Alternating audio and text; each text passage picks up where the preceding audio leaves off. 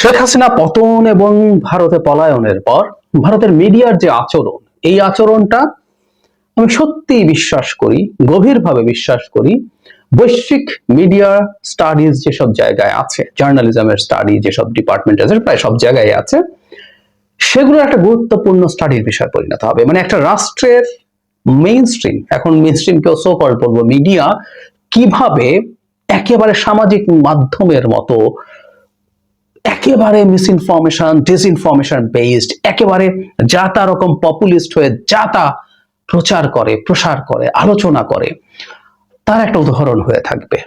এটা বাংলাদেশের পাশের একটা গণতান্ত্রিক দেশ। আমরা অনেক আগে আমার একটা ভিডিওতে বলেছিলাম, যেহেতু উদার গণতান্ত্রিক ব্যবস্থায় বিশ্বাস করি, সুতরাং পৃথিবীর যে কোনোখানে একটা উদার গণতান্ত্রিক ব্যবস্থার যখন পতন দেখি, সেটার ক্ষয় দেখি, সেটা আহত করে। সেটা হোক আমেরিকা, সেটা হোক ভারত, সেটা হোক ইটালি কিংবা Hungary, what ever the country is. নির্বাচিত পপুলিস্টও না, মোদিরা আসলে পপুলিস্টের মানে যে লিস্ট বা হাইয়েস্ট যে সীমা আছে সেটা পার হয়ে তারা ডেমাগগে পরিণত হয়েছেন। এই ডেমাগগরা কি করছেন সেটার একটা চমৎকার প্রদর্শনী, কিন্তু এগুলো দেখতে ভালো লাগে না। আমরা চাই পৃথিবীতে বিভিন্ন জায়গায় উদার গণতান্ত্রিক ব্যবস্থা আরো গ্রো করুক, এবং ভারতের মতো দেশে আরো জরুরি, কারণ এটা ভারতের মানুষের স্বার্থের জন্য যেমন দরকার, এর সাথে আমরা অঙ্গাঙ্গী ভাবে জড়িয়ে গেছি।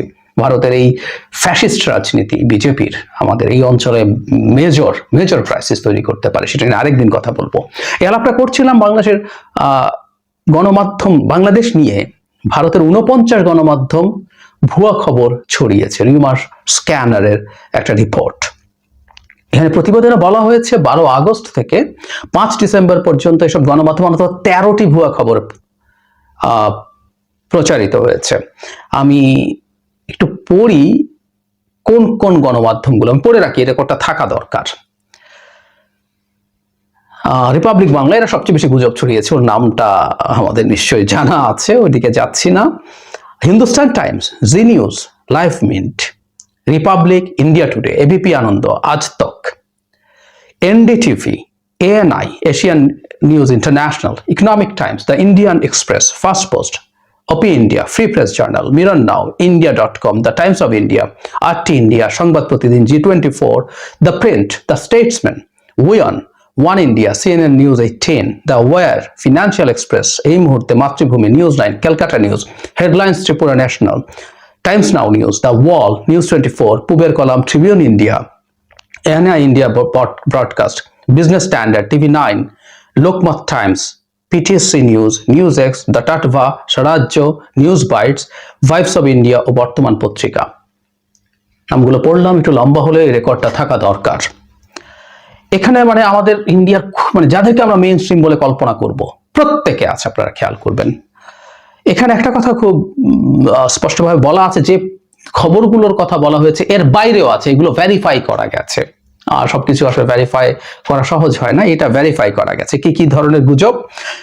তার পদত্যাগের নামে ভুয়া খোলা চিঠি, মুসলিম ব্যক্তির নিখোঁজে মানববন্ধন, অন্তর্বর্তী ইউনূসের আইসিইউতে ভর্তি হওয়ার ভুয়া খবর, জঙ্গি সংগঠনের উপর নিষেধাজ্ঞা তুলে নেওয়া, ফ্রান্সে পালিয়ে যাওয়া, ইত্যাদি ইত্যাদি। এরকম চিন্ময় দাসকে নিয়েও নানান রকম ভুয়া খবর টবর আছে। এই হচ্ছে তাদের অবস্থা। আইনজীবীকে নিয়ে আমরা দেখেছি রিসেন্টলি তিনি আহত হয়ে গেছেন, এরকম নানান রকম খবরে ভরে আছে। আমরা একটা কথা বাংলাদেশ থেকে বলছি যে এগুলো এই পর্যায়ে চলে গেছে, কিন্তু ঝুঁকির জায়গাটা কিন্তু রয়ে গেল। আমি ভারতের বরং সাধারণ জনগণের মধ্যে যে মারাত্মক পোলারাইজেশন তৈরি হচ্ছে এইসব ভুয়া খবর দিয়ে, সেটার একটা রিবাউন্ড এফেক্ট আছে। কেন বলছি? যেমন ধরি আমরা অনেকগুলো মিডিয়া এই কাজটা করছে, 2-4টা করছে না, কিন্তু জনগণ যখন অ্যাজ এ হোল, মানে এটা এক অবিশ্বাস্য ব্যাপার, একটা কালেকটিভ হিস্টেরিয়ার মতো জনগণ এই সব খবরে কানেক্টেড হচ্ছে, রেজোনেট করছে, বিশ্বাস করছে, সেটা নিয়ে রিয়াকশন দেখাচ্ছে। ফলে যেটা ঝুঁকি তৈরি হয়, যে মিডিয়াগুলো তুলনামূলকভাবে একটু বেটার জার্নালিজম করতে চায়, একটু বেটার চলতে চায়, সেই মিডিয়াগুলোর জন্য এটা আসলে একটা বিরাট প্রবলেম তৈরি করবে, মারাত্মক প্রবলেম তৈরি করবে। কারণ সেও মিডিয়ার যে অ্যারেনা আছে তার মধ্যে টিকে থাকতে পারবে না। আমি আগেও বলেছি, তো যোগ করতে চাই আবারও এখানে, সেটা হচ্ছে মিডিয়া তো একটা ব্যবসা, এই জিনিসটা মাথায় রাখতে হবে। মিডিয়া মানে আমি জার্নালিজম, নিউজ মিডিয়ার কথা বলছি, সেটা পত্রিকা হোক, সেটা ইলেকট্রনিক মিডিয়া হোক, এগুলো আসলে প্রত্যেকটা ব্যবসা। সে দিনের শেষে জনগণের কাছে পৌঁছতে চায়, সে যে খবরে কানেক্টেড হবে সেটা সে মোটা দাগে দিতে চায়, কারণ এটার উপরে ডিপেন্ড করে তার বিভিন্ন আর্নিং। সে যদি প্রিন্টেড মিডিয়া হয় তার বিজ্ঞাপন আছে, তার পত্রিকা বিক্রি আছে, সে যদি ইলেকট্রনিক হয় সেখানেও বিজ্ঞাপন আছে, সেখানে আবার ভিউর প্রশ্ন আছে, কারণ এখন ইভেন প্রিন্টেড মিডিয়াগুলো তাদের ইউটিউব চ্যানেল তৈরি করেছে, সেগুলো তাদের এক ধরনের আর্নিং এবং বিজনেসের ব্যাপার আছে। ফলে বিজনেস যখন সংযুক্ত হয়েছে, কেউ যদি চায়, কেউ যদি মনে করে যে আমি একটু তুলনামূলকভাবে একটু বেটার জার্নালিজম করতে চাই, তার জন্য আসলে খুব কঠিন হয়ে যায়। এবং আরেকটা ঘটনা ওখানে ঘটে, সেটা হচ্ছে যখন চারদিকে মিসইনফরমেশন এবং ডিসইনফরমেশন দিয়ে ফ্লাডেড থাকে, তখন কেউ যদি মনে করে, কেউ যদি চায় একটু বেটার কোনো কিছু করবে, তার পক্ষে জেনুইন তথ্য পাওয়া কঠিন হয়ে যায়, এগুলো ভেরিফাই করাও কঠিন হয়ে যায়। সো ভারতের মিডিয়া অ্যাজ এ হোল যে জায়গায় পৌঁছে গেছে, যেভাবে অলমোস্ট কলাপস করেছে, যেমন সেটার সাইন আরো আগে থেকে আছে। যারা মোদির অধীনে মিডিয়া কোন জায়গায় গেছে তার প্রমাণ হলো রিপোর্টার্স উইদাউট বর্ডার্স এর, এটা একটা সংস্থা যারা বিভিন্ন দেশের মিডিয়ার স্বাধীনতা নিয়ে প্রেস ফ্রিডম ইন্ডেক্স প্রকাশ করে। 180টা দেশের ইন্ডেক্স করে তারা, এর মধ্যে বাংলাদেশ 165, ভারত 159, পাকিস্তান 152, ভারতের চাইতে এখনকার পাকিস্তান অন্তত ভালো অবস্থায় আছে। সো এইগুলো আছে। এছাড়াও আমরা দেখেছি পৃথিবীর কোন সব দেশে মিসইনফরমেশন এবং ডিসইনফরমেশন সবচেয়ে বেশি প্রিভ্যালেন্ট, তার মধ্যে ভারতের অবস্থান প্রথম। আর কি বলার বাকি আছে? সো সবকিছু মিলে ভারতের মিডিয়া যে জায়গায় পৌঁছে গেছে, এটা ভারতের গণতন্ত্রের জন্য মারাত্মক হুমকি তৈরি করছে। ভারতের এখন পর্যন্ত গণতন্ত্রের চরম ক্ষয় আছে, মানবাধিকার লঙ্ঘন আছে, প্রেস ফ্রিডমের অভাব আছে। নির্বাচন ব্যবস্থাটা সোফার গত নির্বাচন পর্যন্ত দেখা গিয়েছিল মোটা দাগে ঠিক আছে, কিন্তু সেটাও কতদিন ঠিক থাকবে, আদৌ থাকবে কিনা, এই প্রশ্নগুলো আসলে এখন আমাদের সামনে এসে হাজির হয়েছে। এবং আমাদের উচিত হবে এই প্রার্থনা করা বা কামনা করা যে ভারতের মিডিয়াগুলো গণতান্ত্রিক হয়ে উঠুক। এবং সেটাও আবার যখন বলছি, একই সাথে মনে হয় বিজেপির মতো একটা ফ্যাসিস্ট রাজনৈতিক দল যতদিন ক্ষমতায় থাকবে তাদের জন্য খুব কঠিন হবে। কারণ আমরা এটা খেয়াল করছি যে তার যখন জনগণকে তারা এভাবে পোলারাইজ করে ফেলতে পারছে নানান ইস্যুতে, তখন অন্য দলগুলোর মধ্যে একটা ঝুঁকি তৈরি হয়ে যায়, তাকেও একই রকম রেটরিক, একই রকম ন্যারেটিভ মাঠে নিয়ে আসতে হবে, না হয় তার রাজনীতি করা কঠিন হয়ে যায়। কিছুদিন আগে মমতা ব্যানার্জির ক্ষেত্রে সম্ভবত এই ঘটনাটা ঘটেছে, যিনি লিস্ট এটুকু বলেছিলেন কয়েকদিন আগে যে এটা বাংলাদেশের অভ্যন্তরীণ ব্যাপার, যদি উনি কেন্দ্রের সাথে অ্যালাইন করছেন, কিন্তু শেষে তিনি আবার এখানে জাতিসংঘের সোলজার পাঠানোর কথা বলছেন। সো এসব আলামত আছে, এবং আমি মনে করি মিডিয়ার পোলারাইজেশনের কারণেই এই পরিস্থিতি অনেক বেশি ঘটছে। এটারও চমৎকার রিফ্লেকশন এই রিপোর্টটায় আছে।